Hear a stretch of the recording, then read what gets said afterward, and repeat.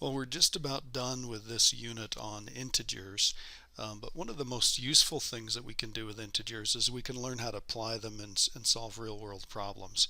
So in section 1.5, here's our I can statement. I can solve problems using integers, and we're going to use this word, in context. And you may have heard the word context before. So we're going to do a little warm-up right here. So in part A, it says underline the word that is most unfamiliar in the sentence below, then take a guess as to what the word means. So the sentence is, it was a very difficult class for him, so he took copious notes. So I'm thinking you're probably familiar with everything in there, except for this is kind of a weird word right here. The word is copious. So if you had to guess in the context of the problem, given the other things around it and what the problem is, or what the sentence is about, could you take a guess at what the meaning of the word copious is? So it was a very difficult class for him, so he took copious notes.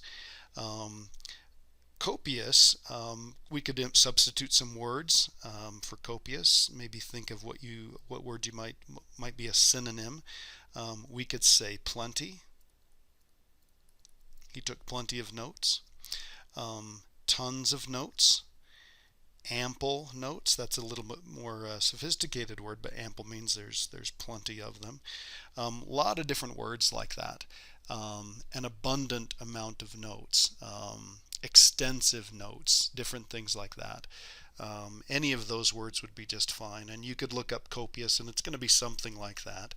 But the point here is when you figure out something from its context, so write the word context there again, you figure it out from the setting in which it's used. The setting in which it's used. And we're going to be using integers in context, and we're going to be figuring out how we can use those in the setting that they're used in. So if you'll recall, when we started talking about integers, the reason mathematicians developed integers, and again, the definition of integers is positive and negative whole numbers including zero. Okay, so make sure you've got that memorized. It was so that they could deal with situations where not all of the quantities could be represented by positive numbers. You've been working with positive numbers for years. You learned about positive numbers. You didn't call them that, but you probably learned about positive numbers even before you went to elementary school. And we've used the analogy of having money, in other words, using a positive integer to represent having money, and owing money, using a negative integer to represent owing money. We've done that a whole bunch so far, and that money analogy works really well, and we also talked about number lines and direction on number line and different things like that. But that's certainly not the only context or the only setting in which we can use integers. So what we're going to do now is we're going to be reading a couple of problems and thinking about how integers could be used in the context of the situation. We're going to figure out what question they're trying to have us figure out, and then we're going to try and figure out an answer. And we want to make sure that we want to show all of our work and thinking, show the integers that we used and how we use those to get the answer. So let's take a look at what we've got here. We've got 4 examples to run through. It's got Michelle, Caitlin, and Mackenzie, and they're all on a research team, and they're aboard a submarine, and it descends 1,500 feet beneath the surface of the water. Key word there. Then they rise 800 feet. Then they descend again 400 feet. So if they were in this situation, you might think about, well, what question would they ask themselves? Or if you knew this about them, say you were waiting for them on the surface, you might wonder something about this, and probably the question is, how far below the surface are, or where are they? So let's represent each one of these with an integer. So this is 1,500 feet beneath the surface. Well, if they're beneath the surface and we think of this as 0 and then we're going to go down this 1,500 feet, we'd probably represent that as negative 1,500. So they're below the surface of the water 1,500 feet. The negative represents that below. Then they rise. Then they're going to go up. So going up would be going in the opposite direction of going down. So we're going to count that as a positive 800 for an integer. And then they descend again. And again, when you descend, you go down. So then they'd go down again. And we're going to represent that with a negative 400. Well, what we'd be doing here is we'd want to combine all of these together. And again, a couple different ways that we could do that. We could put the two of these together and figure out what that is. We could put the two of these together. It's a little bit tough to put them all together all at once. Here's what I like to do. On a problem like this, I like to think of this as, let's figure out how far they descended all together, and then figure out how far they ascended or went up, and let's figure it out that way. So I'm going to rewrite this. Okay, I'm going to rewrite this as negative 1500, negative 400, and then positive 800, because then I put the ones that are the same right together. So this is going to be negative 1900 feet, and then add 800 feet, different signs now. So we find the difference. The difference is 1100. Whoops.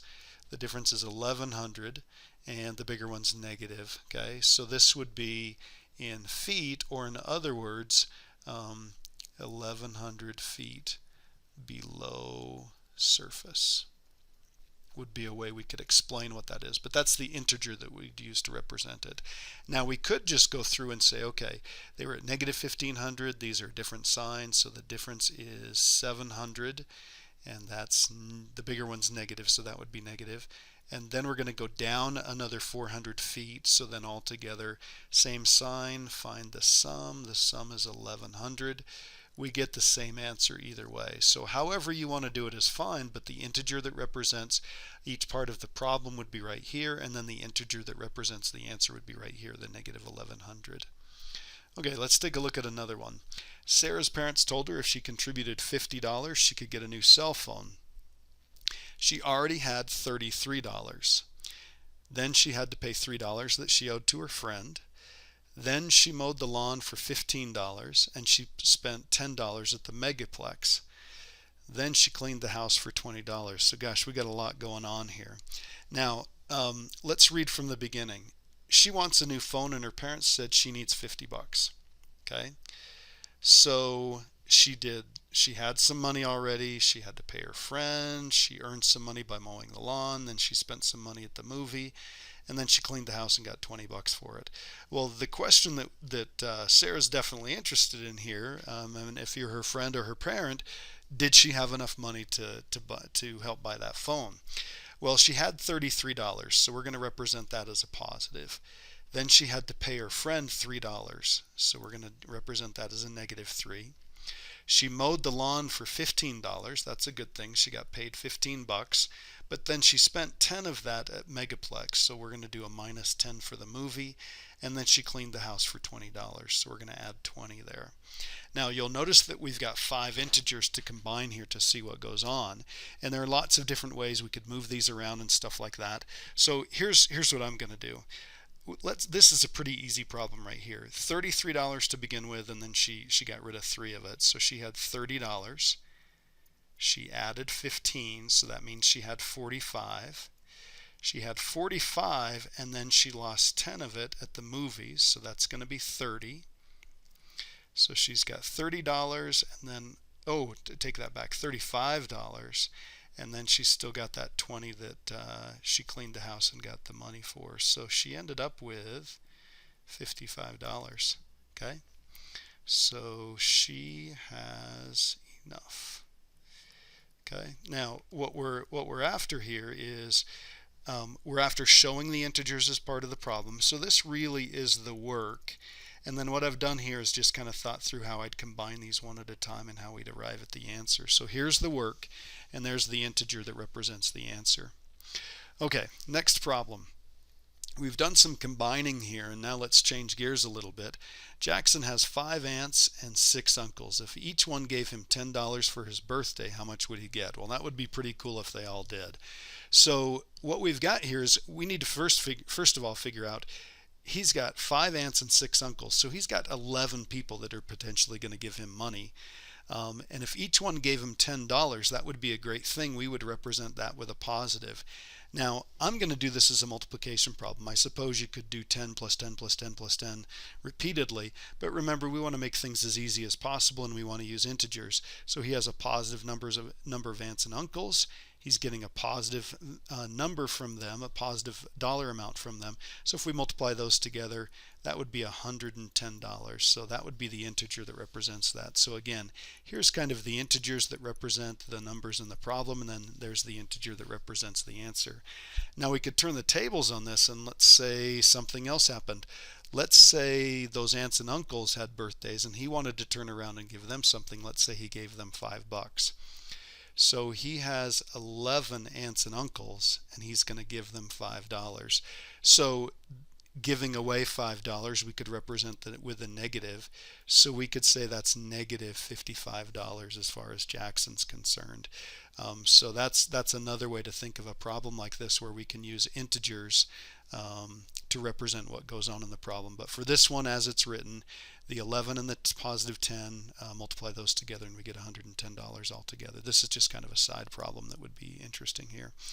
But it does kind of lead into this right here. 6 friends went to a fancy restaurant and they owed $180 at the end of the night. How much did each of the friends owe? Well, owing $180 is no good. Gosh, I hope that was a good meal for them. But that we're going to represent that with a negative 180 for the integer, and then we're going to divide that among the 6 friends. So we're going to go ahead and do the division. Negative divided by positive is negative. That's going to be 30, and we're going to represent that as $30 each. And we could even say they owe $30 each to kind of explain that. But again, here are the integers that represent that we know how to represent the integers in the problem, and then there's the integer that represents the answer. So we're going to spend a couple different worksheets, a couple days on this. It does take a little bit of getting used to kind of translating what's going on in the problem into some numbers that we can work with. But these are some really good examples to give you an idea of what we're looking at in this particular section. So we'll also throw in some review problems of just, mixing up, multiplying, dividing, adding, subtracting, combining integers and stuff like that. So good luck on the worksheet.